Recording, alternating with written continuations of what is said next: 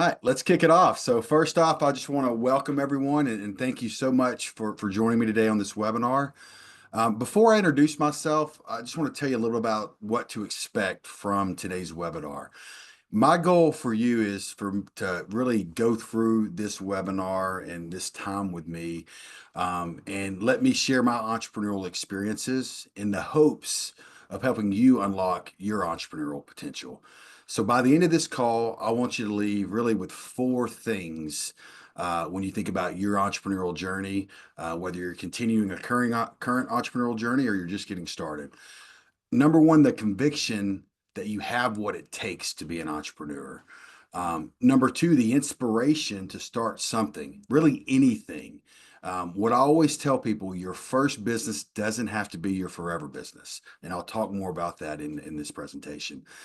Number three, the ability to analyze an opportunity to determine, is it specifically right for you? Not every business is right for everyone. So how do you analyze that? What are the questions you ask when you're looking at a business to make sure it is right for your skill set, your passion, things to make sure it's good for you guys. And then lastly, why should you look at SaaS, which is software as a service, over traditional models when you're thinking about a side hustle or starting a new business? So before I jump in and share the screen, I'd love to just tell you a little bit about my entrepreneurial journey, and kind of help you understand like where did I come from and what got me to this place in my entrepreneurial career. I actually started my first company when I was 17, doing ad specialty products. I knew very young, I started hustling when I was 12 and like washing cars, and I just knew that I could go out and earn. I started doing outside sales when I was 16 years old, bought a suit, fell in love with the sales process. Didn't really know I was falling in love with the sales process at that point. It was more about making money. But so then when I was 17, I started an ad specialty business. So anything you put a logo on it, I'd sell it to businesses. I did a lot of golf tournaments, so I do trophies and golf polos, golf hats, golf tees, golf balls, all that kind of stuff. And so had some success there. Ended up selling that business when I was 19. I always laugh. It's like, oh, I got an exit. I sold it for I made 10 grand off the deal. And the reason I sold it is I was green. I was young, and I knew that I needed some different experiences for my future entrepreneurial journey. And so I went into the corporate world for a bit, doing sales, had phenomenal training program, and then I just started some side hustles at that point. One of the businesses I did is I just started flipping homes. This was 20 something years ago. That was more of a side hustle that I had. Then from there, after flipping homes, my first kind of real business that I built into an eight-figure business was a mobile billboard business. So you probably have seen trucks that run around an area. They're driving in high traffic areas, rotating local businesses. So I bought a truck, brought it to Nashville, Tennessee. I guess it was almost 20 years ago now. Had success. Got a second truck, and I actually started that as a side hustle. I'll talk more about that, but it was a side hustle first. I was still at that corporate job. And then I left that job to go full time in the business. So after I'd had success in that business, I ended up expanding it and started manufacturing the trucks so that I could, teach other entrepreneurs what I was doing in the local market of Nashville. So did that business for a long time up until 2009. Late 2008, we had the Great Recession occur, and literally went from a multi-million dollar business having lots of money to almost overnight losing everything. And it was the worst experience, but also in reflection, it was the best thing that ever happened to me. And I'll share more details about kind of what helped me determine, why I'm in the business I'm in today. And a lot of that had to do with the fact that you sometimes need setbacks and failures to realize for that learning experience. And I use that as a learning experience to start the company that I have to now, which is Text Living. Started Text Living in 2010. The idea behind Text Living was to create a software platform that helped small and medium sized mainly brick and mortar businesses. We've expanded since then, but at the time it was mainly food service, restaurants, coffee shops, things like that. Help them track their customers' habits, help them automatically communicate based on those habits via text message, have a loyalty platform integrated into the platform, as well as help them solve other business problems such as employee turnover, all with a communication text platform. So from 2010 up until 2022, we just went out. I started the company from scratch, built the business, hired sales reps. We kept scaling. Took us about 3 years to get to $1 million in ARR, and then we just kept scaling to, now we're an eight-figure business, and we started white labeling it in 2022. So a lot of what we do now is we still go out and sell directly to merchants, but we also teach other entrepreneurs how to take this platform and then actually go out and sell it in their own communities. But today's webinar, I will share some experiences and talk at the very end briefly about what we offer our white label partners. But really, this is more about teaching you how to look at different opportunities, whether it's an opportunity with us or other opportunities that are out there as you consider, continuing your entrepreneurial journey. So let me share my screen now.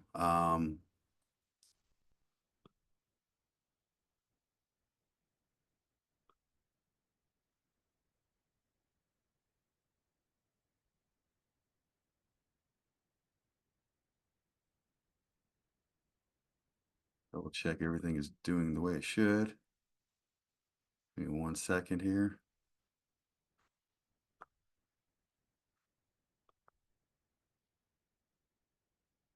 I'm in technology, but sometimes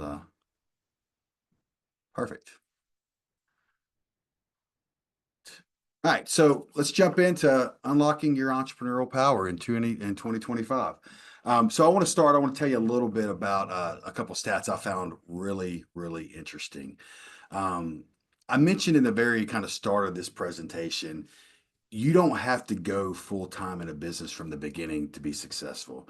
So when I started this business and my first big business, so both the businesses that I built to be eight-figure businesses, when I started them, I had a full-time corporate job. Um, the first one, I was in the corporate express. The second one, I was running an office products company after the failure of my last business, the mobile billboard business. So when I started Text Living, I was working in the corporate job in 2010, and shortly after I went full time. It took me about a year before I went full time in the business. So interestingly enough, when you think about side hustles, they can turn into your full time business. You just gotta really plan that out, set specific goals to be able to get to that point and really be all in. Something interesting, you see a couple of stats here. 44% of full-time employees have a side hustle, and 39% of them are planning to turn it into their main source of income. We see this every day in our white label business. We have lots of people that, they're starting this off as a side hustle. They want to make a couple extra $1,000 a month for their families and to expand, better vacations, whatever it may be. People have different goals, but almost all of them, their goal is to work 100% for themselves. And so that's one of the things we really work with people on is how do you set those proper goals? How do you execute when you still have a full-time job and, stay committed and consistent to be able to go full-time eventually. Another thing that I thought is always great to share is, we a lot of people think about entrepreneurship and they think about the fact that one, you've got freedom, you've got autonomy in what you do. You still work for someone, right? You're working for your customer. But when you look at the wealth building tool, wealth is built. The majority of wealth in America is built from people owning companies. And you see here, 88% of millionaires are self-made, with business ownership being the top building strategy. Very few people get busy or get wealthy with a W-2 income. Can't say you can't happen. If you're making, high six-figure earners, lawyers and doctors, obviously they can. But if you're working in the corporate world, even making 100K a year, it's hard to become a millionaire, because you have that life creep in there, and where a lot of people build an asset and sell it. That's really where a lot of millionaires are made. You can make a lot of money, but on the flip side of building something, selling it at the end, and getting a big check, a lot of millionaires are made that way through business. So the question, everyone has to ask themselves, and they really have to dig deep, is like, do I have what it takes to be an entrepreneur? We talk to really hundreds of people a month that are looking to go on this entrepreneurial journey. Whether it's typically they're looking at our white label platform. And my goal is always, and our team's goal is really to help them determine, is this business right for you? Can you really be successful? And most people can't be successful entrepreneurs. Um, and it's a hard truth. And there's some specific reasons that they can't. And then that kind of leads to the next slide of like helping you determine, like, can I be a successful entrepreneur? So these are some questions that I asked myself over the years many times, and things that I think about, and I try to get our partners and potential partners to be thinking about, so that they're not wasting their time and energy going down this path and failing in business. And you're still, even if you're working hard, the success rate is low when starting from scratch. Now it's much higher if you partner with a company where it's a franchise or a white label. You have a much higher chance because you have specific product market fit. There's some things that there's proof. You have social proof. You have business proof, where you don't necessarily have that if you're starting something out of thin air, like when I started this company in 2010. So here's the 5 questions. Number one is like, what are you willing to sacrifice to achieve your achieve, achieve your dreams? As I mentioned earlier, like I've left multiple corporate jobs to start my companies. This company, though, more specifically, when I started this company in 2010, I was living in East Tennessee. Had a six-figure corporate job. I was actually running a company, so I was, making really good money. I was running about a $10 million P&L. Probably could have retired there and been just fine. But I'm an entrepreneur at heart, and like I knew that I was not going to stay there forever. And so when I decided to start this company, I started it while I was still working there. But what I was trying to figure out is, like, do I have a viable product? And then once I had a viable product, then I'm going to risk it and go all in. And that was the first step of my side hustle. So once I realized I didn't replace my income, once I realized that I had a viable product, I decided I needed to be back in Nashville, Tennessee, because of hiring developers and just the type of people we needed to continue to build the software and build the team. We had a better chance of success in Nashville. So at that point, I've been married for 10 years. Now I've been married to my wife for over 22 years. But I called a good buddy of ours, a good couple friend of ours, and said, "Hey, I'm coming to Nashville. I'm quitting my six-figure corporate job to go all in on this business. Can I move in with you?" And so I moved in with one of our closest friends, my wife and I, for about a year while we were trying to get Tex Living off the ground. The next step, just so I could save money and reinvest all the dollars back into hiring people. This office I'm sitting in, we've got about 5,000 square feet of office space here in Nashville. It's an old warehouse that we converted, but I turned part of it into an apartment. And literally, my office, if I turn my camera here, right there, that was where our bedroom was. That's sacrifice, right? Like the sacrifice on my wife's part as well as mine, of like, we had big dreams, and yeah, we were willing to risk it all and be uncomfortable. When you're going out with your friends and like, where you living, and you're saying, "Well, I live in my office." That kind of weird, right? But what are you willing to sacrifice? Time. Time's a big one. Like, so you got to really be able to map out, what are you willing to give to live out your long-term dreams. Number two, how do you handle uncertainty and risk? Entrepreneurship is very unpredictable. um, this is a learned trait for me over time. But when things get crazy in the business world for me, or in my company, and that's when I get the calmest, because that's what my employees are going to see. That's what my wife's going to see, right? I've got to be calm when, for lack of a better term, shit's hitting the fan. Number three, are you self motivated enough to work without external pressure, right? So, like, day in and day out for a long period of time, are you willing to grind, grind, grind, and sacrifices, back to number one, to be able to reach your potential. A lot of people need direction, and you get some of that when you do a franchise or you do a white label platform, but it's still up to you to be successful. You don't have a boss guiding you. You have people inspiring you, and if you get with the right company, but you don't have anyone guiding you day in and day out. And how much time are you willing to, day in and day out put in? Um, I looked back and we were doing this. I was doing this recently, looking at like the last 25 years of my career, and I was averaging out like how many hours a week I've worked. Still to this day, like we've got a successful multi-million dollar company, very profitable. Um, you know, I've got a secondary real estate business with a bunch of short-term rentals. Do really well from an economic standpoint. I still put in an average of 78 hours, 70 to 80 hours a week. I come into the office usually 7 days a week still.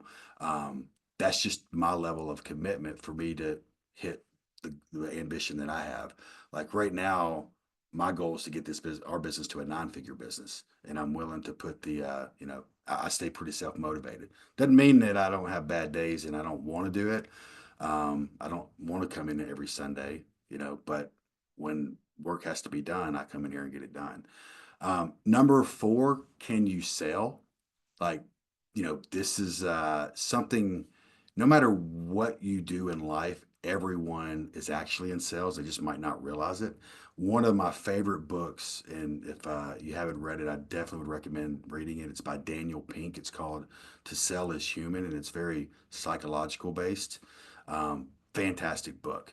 But everyone's in sales. Like think about if you've got a spouse or a significant other or a best friend, so your boss, if you've got a boss right now, if you have an idea, you've got to sell them on that idea. If you go into entrepreneurship, you're selling everyone. You're selling your employees on why they need to work a little bit harder. You're selling customers on why they need to buy your product. And you got to sell yourself every single day to put in the work when things are not going your way because it's a roller coaster. Number five, do you embrace failure as a learning opportunity? Um, so when you think about failure, I look at it a little bit different. Like we fail in our business all the time. I often share with our team, we may have 10 what we think are great ideas or great initiatives, whether it be for marketing or for sales or whatever it may be. Usually it's for marketing right now because we're scaling up our marketing. Seven of the ideas will fall flat on their face. We analyze them and we just waste money on it. Two of the ideas will be good and we'll continue them and continue to expand them. And then usually one of those ideas will be great. So seven failures out of 10. But to me, failure is just part of the opportunity. You hear fall forward, where failure is, stays forever is if you quit. And that is the difference in a great entrepreneur is they don't quit. They look at failure as just like, okay, I'm learning. That's one less thing I don't have to do to get to the next step. So those are the five things that I would really spend time as you think about your future as an entrepreneur. It's a hard exercise, right? Because you want to say, yeah, I'm willing to put in the time, but look at some of your current habits and things that you currently do and say, when everyone's going to hang out, like, are you willing to go to work for the future of of yourself and your dreams? All right. So now let's kind of talk a little bit about like picking the right business. Um, Most of the people we talk to, they're not looking to start something from scratch. They're looking, to partner with somebody, whether it be start a franchise. And obviously at one point, because of most of the people that are on this call, you have reached out to us at one point or another. So that's you were looking at white labeling a business at one point. And so when you're looking at starting a business, and maybe it is starting from scratch, if you're looking to start from scratch, you still have to ask yourself these same five questions when you're thinking about, is a business right for me? Number one, does it align with my personal interest and skill sets? Now, I think the personal interest is more important. Like I've always done creative businesses like the mobile billboard business because I got to do ads. This business, we do a lot of marketing because it's a marketing platform as well as a communication platform. So it's like that was highly interesting to me. I love working with small businesses. Like I've always worked with small businesses. You get to meet the owners, you really get connected with these owners and help them. And the help, when you're helping a small business, it's a lot different than when you're helping an enterprise business. The enterprise, you're typically just dealing with an employee. When you're dealing with a small business, you're dealing with the owner, and what you can do to help them is solving problems, driving in revenue, and it's real to them. It's real to their pocketbook. Both of those are really deeply interesting to me. And so when I started this company, it was a no brainer that it was in line. Skill sets. Now, I didn't have the technology skills. I still can't read or write a line of code, and I designed the entire platform. But I had to go hire the skills. So if you don't have the skill sets, you got to figure out how do you hire them, or you got to go learn them yourself, which you can do, but it just takes time. Number two, is there real market demand for this product or service? This is a hard one if you're starting something out of thin air. When I started this company, I didn't know if people would pay me or how much they would pay me or how long they would pay me, right? I didn't know if there was a product market fit for this product. And the first product we launched in 2010, I was good at sales, so I could get people to pay, but I couldn't get people to keep paying me month after month. So I didn't have good product market fit. I had to go reimagine the entire platform. Took about another year before we really figured out something that was just really stuck and worked. And that was in, late 2011, early 2012.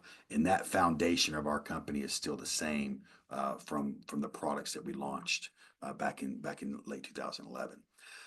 So when you're looking at a brand new idea, it's a lot of research.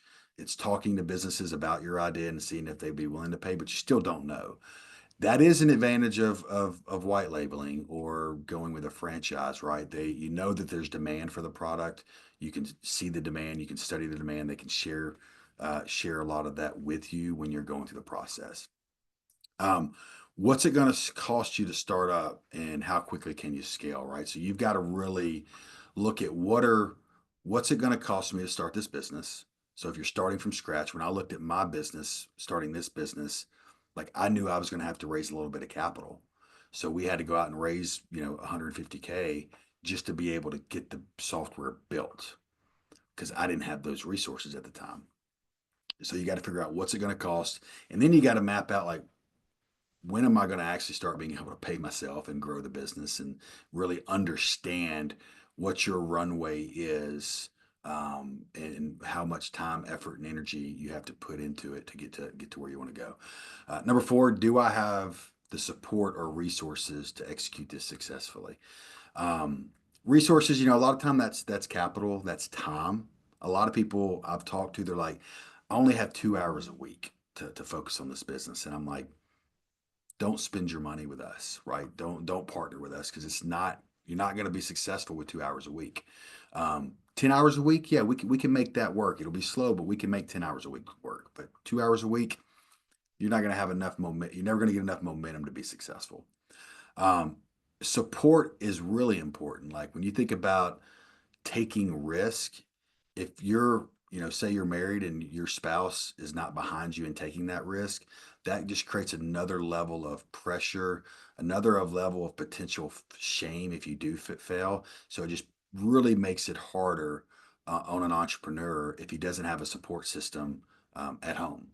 And another support system is finding other entrepreneurs around you that can help you, encourage you, inspire you, and keep you moving forward as the days, because you're going to have great days, you're going to have bad days, and that's just entrepreneurship. I always tell everyone, like at our level of the company, if I'm dealing with something, it's because it's the hardest thing that needs to be dealt with in the company. Like that's my job, is to deal with the hardest things that no one else can or wants to deal with. So a lot of times it's not fun, but it's rewarding, right? So there's things that are not fun, but they're rewarding once you see the other side of it. And number five is, what does the competition look like, and how does your product that you're going to launch, what's the differentiator? A lot of times the differentiator in some of these businesses is you, right? In our business, a lot of time the differentiation, because we sell to small businesses, has been our team, our sales reps, our support system. So product technology and things like that can be a very competitive advantage, but also your onboarding, your processes, a lot of that can be a competitive advantage as well. So really understanding like how am I going to stand out with my product when I go out into the marketplace. So if you ask these 5 questions after when you're analyzing any business, it'll guide you in the right direction. Another thing I used to do in my early days is I would do a full business plan, SWOT analysis, the full thing. I find now I've owned a lot of businesses in my career. A full business plan, that is absolutely a good exercise. But I think these 5 questions can really get you there without going and spending 50 hours on a full business plan. So why SaaS versus traditional models? So what SaaS means is it's software as a service. So you probably have read about them, you hear about them, you may be intimately familiar about them. Quite frankly, I love traditional businesses as well. Like, you think about the plumbers and the electricians, those core businesses we need for America to work or any country to work, love them. But there's a reason I really, really love SaaS. And one is they're just more valuable. You sell a client once, right? So my team sells a client today. That customer pays us for many, many months.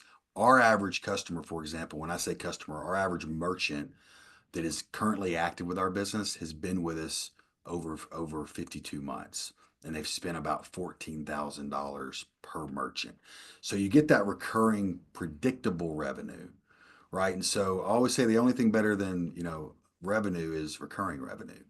And in my last business, it was transactional, right? So I'd sell a mobile billboard truck, get a big pop. Maybe I sell 5 of them, I get a big pop. But if I didn't sell another truck that next month, I didn't eat, right? And in this business, you can really understand the growth model. It's predictable. You're going to know what your attrition rate is when you're looking at a SaaS business, and then you can model it out, right? Then it's a spreadsheet, and then you just got to execute upon that. And finally, probably what really helps for wealth building is the multiples you can get on a SaaS business versus traditional business. And there's a couple reasons. One is the recurring revenue. And typically margins are much, much higher in SaaS because you don't need as many people in software as you do in a traditional business. But most traditional businesses are not sellable. And the reason is the owner is too involved in the business. They are the business. Therefore, if they do sell it, they're not going to get a high multiple. Where we've actually bought companies at multiple times revenue in our business because we know that it's predictable. I'm willing to pay X, and I know I'm going to get X number or a idea of what that return is going to be. So as you build a business in SaaS, even in white label SaaS, because we bought out white label businesses as well, you are building an asset that is saleable, and you're going to get a higher multiple when you go to sell that business. So I just talked about SaaS, and there's might be people on the call that are like, well, I don't have any technical skills. Like, how am I going to build a SaaS company, right? And this is where like we kind of stepped in because this is something I learned over the years. Like, it was hard to build a software company from scratch. Um, I'll often say like if I was to start over, would I build one from scratch? I don't know because it's very, very expensive. We spent millions of dollars on product development. Um, Probably a couple $1 million on hardware over the years and server space and things of that nature. So it's very, very capital intensive. So the ways that people that don't want to start from scratch, don't want to go out and raise a bunch of capital, don't want to have to come up with a brand new idea that hopefully works, is to find a great white label company and find someone that is, when you look at white label, because you got to be careful. There are lots of white label companies that just build a software, they white label it, but they never actually sold it to merchants, right? They just built a platform and said, "Hey, this is great. You can go sell it to people." Like, when you're doing your analysis, you want to make sure to find out if it's the right white label company. Do they have a proven product market fit? Have they sold this product that you're going to be selling to the same customer you're going to be selling to? So when we're talking to partners like or potential partners, we've sold thousands and thousands of merchants this platform over the last 15 years. Right now we have helped over 10,000 merchants. We've communicated with over 10 million contacts, and we've helped small businesses produce over $200 million in additional revenue. And so we have that proven product market fit for our partners. The second thing is it needs to solve a real problem, because when you get a product and you're selling it, the best way to sell a product is to be able to ask questions that help a merchant uncover a problem that you can solve. And so you really want to make sure in that you can solve some specific problems for that merchant. And then third is, do they have proven success over a long period of time? You've got to be careful. You'll see like some of these companies they've only been in business for a year.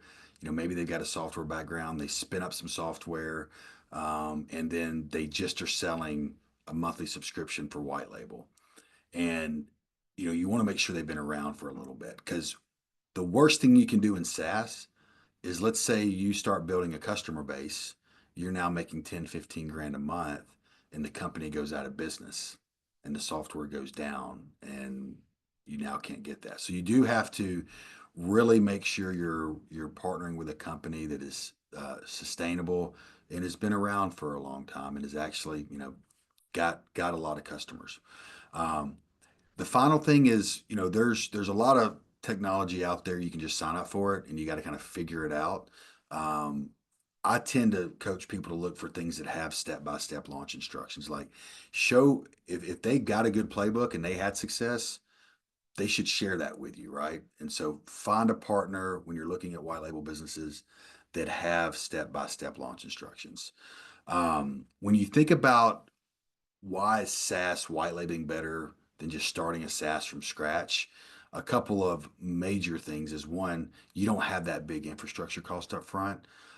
You don't have to be a tech wizard. You need to understand the software and the problems it solves, but you don't have to be a tech wizard.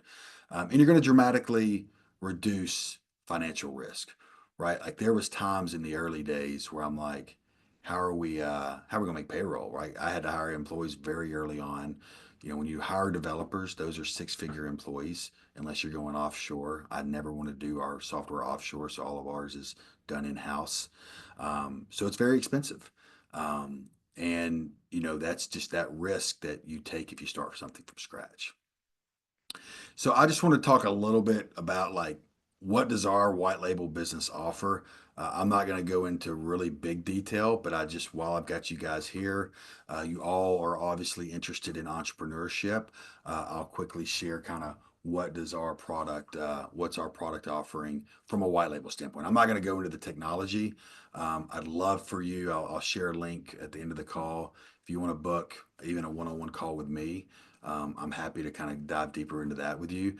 But I just want to kind of share, when I'm talking about the advantages of white label and some of the things you would want to look for, I think these are some things you should look for. So um, when you partner with us, the things that we're going to provide you, I know there's a lot on the screen, so I'll go through it quickly. We're going to provide you the hosting. So we're going to literally host the software, and it's going to be like, you get your own dedicated website, and you don't have to pay the hosting fee. So we actually host your white label software, your public website. You're going to get all the tools you need to manage your business, including billing, invoicing, um, automated billing system with the admin portal. And you can see here at the very bottom, like, we have over 100 training modules for our partners, everything from how to master pricing strategies. So we share exactly what we've learned and how we price our product to merchants. We give you our entire sales playbook, our exact merchant sales process, everything from where do we find leads, how do we find leads, how do we set meetings with prospects, what do we do when we meet with them? Like, what's the prospect visit look like? What's the follow up? And then what's the new customer implementation? We even share all of our marketing material, our sales presentations, and we brand them for all of our partners. Our goal is to give them every tool they would ever need to be successful in this business. We even actually give a huge discount for the first 60 days of the platform so that people can determine, like, is this business right for them? They go through training, they learn how to run a software business. And a lot of people say, you know what, that was great training. I got to, learn a lot. I learned I didn't want to I don't want to be in this business, which is great. If they don't want to be in the business, they didn't waste a lot of money because we have such a low price for that first 60 days. And also we have, you can see the merchant portal as well. We're going to have all the tools to help you learn how to educate merchants on the platform and onboard them. We got lots of other courses such as building a sales team if you're looking to really scale up. So lots of different things. We also, from an ongoing support standpoint, one thing that's really important to me because it's helped me in my career is having masterminds with our partners. And so all a mastermind group is, if you've never heard of that term, is it's entrepreneurs coming together, with a shared goal of helping each other further their entrepreneurial career, right? And so every 2 weeks, we actually in our company we have a mastermind group that I lead. We actually had one today at 3 o'clock Central, and so all my partners can join. They come, they ask questions. They're able to help each other. I share my experiences from being in the business for 15 years, and we just help each other share experiences, share successes, challenges, and we all try to solve them together. We also do biweekly online workshops, so we're really, we're focused on serving and teaching the things we've done to build, a multi-million-dollar software company. And then finally, we have a dedicated customer success team. So these are things that I would definitely recommend looking for when you're looking at white label businesses. And we have partners that just want to do this as a side hustle that are trying to make an extra grand a month. I have partners that do 10, 15 grand a month. And I even have partners that have built a enterprise out of this and are doing, $3 million a year in revenue on our platform under their own, custom brand. One thing I didn't mention, like, we build out the brand if you don't have a brand. A lot of customers will add it on, but if you don't have a brand, we'll build your logo, give you a public website, everything you need to kind of launch. And those are things you want to look for, that business in a box when you're partnering with a white label, any white label software company. So I've got my contact information there, so you can. This is actually used through our platform as well, so you can call or text me if you're interested. I'll also throw a link here at the end. I'll throw a link to my booking calendar. I don't do a lot of these meetings, but I'll put that in there so anyone that's on this call can have access just to book a meeting with me, and I can kind of share more details about about our opportunity if it interests you. But the real goal of this is to help you think about any business opportunity that you're considering when you think about your entrepreneurial journey. So I'll leave you with. Let me actually get that link there for you guys now before I wrap up. We're about to wrap up. I'll get you that link in the chat here in a moment. So what I want to leave you with as you kind of take the next steps for your entrepreneurial journey is, like, momentum is so important in anything in life. So just start something. And remember, like, your first side hustle, your fifth side hustle doesn't have to be your forever business. Look at it as learning, right? Like, you're learning something. You may make some great income. You may just get another residual income. You don't maybe not love that business and you move on. But it's still a learning opportunity.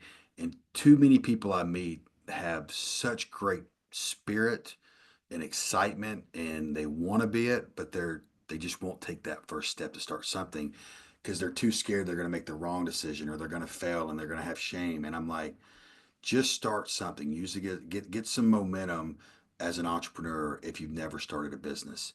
Um, Number two, set smart goals.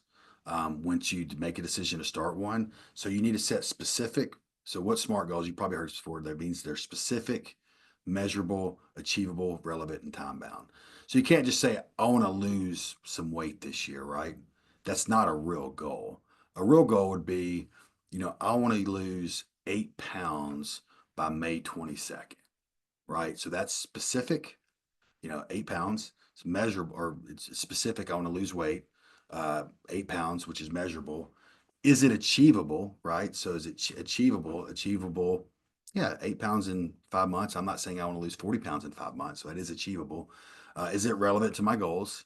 And what's that time bound on it? So, smart goals are really important. When you're thinking about your entrepreneurial journey and backing in, like set an annual goal, back it into a quarterly goal, from a quarterly goal to a monthly goal, from a monthly goal to a weekly goal. We even do that in our company. Everybody in my company, we have our company priorities, and they make their priorities based on what our company priorities are, and then they for the quarter, and then they do it by month, and then it breaks down to the week. And then finally, like join or start a mastermind group. Like it doesn't have to be formal. Like one of my best friends is an entrepreneur, and one of the way we mastermind and talk about businesses, we'll go have a cigar and a scotch, and like that's still a mastermind group, and we do it consistently.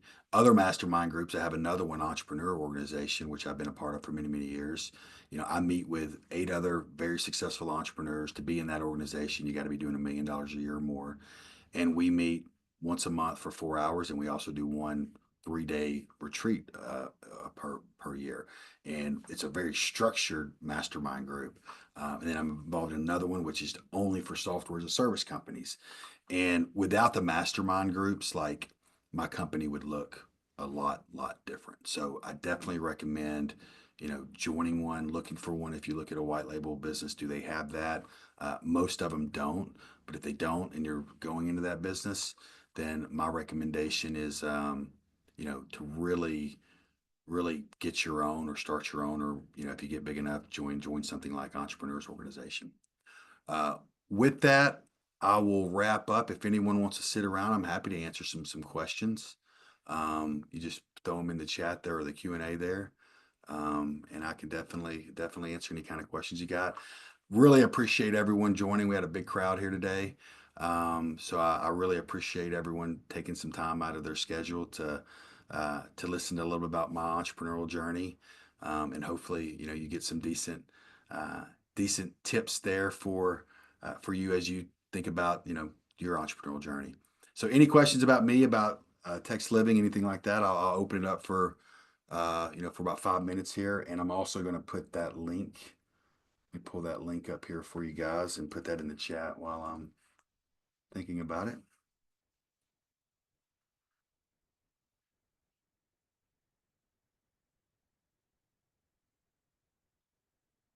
And also, we will send this recording out to everyone that joined the call today. So you'll get a copy of this.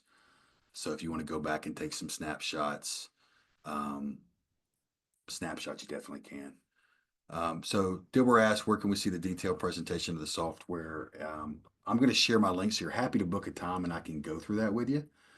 On my calendar. Typically, we have a director of white label that typically leads those, but um, I decided that, since I'm leading this call, I'm happy to meet with people that decided to spend some time with me today. So I'm gonna share that link in there right now. I'm getting it right now. Where'd it go? Here we go. So that should be in the chat now. Also, I'll go ahead and share our website, and I'll share our white label page. So if you go to our website, you'll learn a lot about the product, because we do sell to merchants. We advertise online and sell to merchants every day. And then you can click on the white label version, which kind of walks you through what the white label business is. But there's some videos in there. We actually have videos of that I did for training of the software, that actually goes through a presentation. I think it still has some old pricing at the end of one of those videos, so disregard that. But yeah, there's 2 links in there for you. Got the first one is to schedule time on my calendar, and the second one is just to our textliving.com white label software site. Um, and I think, you mentioned that's one of the biggest advantages I think we offer in our businesses. I'm still really involved in our white label business. I lead the masterminds, and I tell a lot of our partners, like, not to kind of pat myself on the back or toot my own horn, but it's not very often in a business, when you're starting a new business, that you get direct access to an entrepreneur that's built, multiple 8-figure businesses.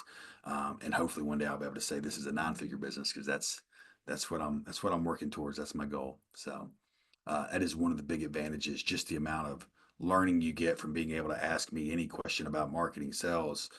I've made most of the mistakes, so you'll be able to learn from them. Thanks for the question there.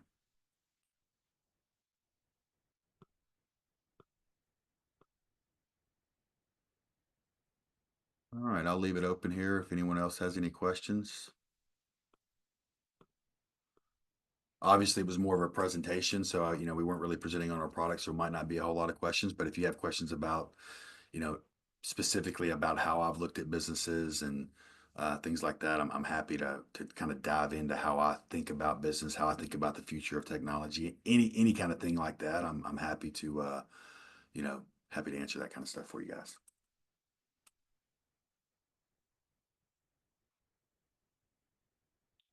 And I'll leave that open for another 60 seconds for the Q&A, and then we will wrap it up, and then you'll get an email either this evening or tomorrow with all this information.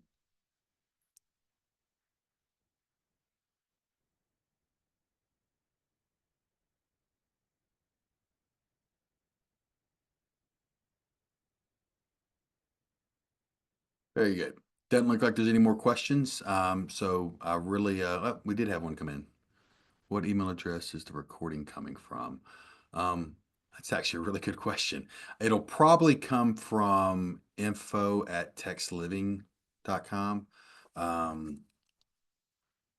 It either come from info@textliving.com or jbrandon from textliving.com. A lot of time when we're doing the marketing, like when we using our CRM, since I led the call, our marketing team might have it come from me. So I'm not certain about that, but it should be either jbrandon or info@textliving.com. And I'll put that one last thing, I'll put that contact information in there as well for our company. So you can call or text this number. So if you have questions about the platform or meeting, you can text this number. Cool thing about it is this is our office line, but it also, we host this cell number through our platform. So we're actually using our platform that our partners white label, to talk to our partners and talk to our prospects and potential partners through that. So great. Well, I appreciate everyone. And yeah, you all have a fantastic evening, and hope to see you again soon at a later date on one of these webinars. Thank you.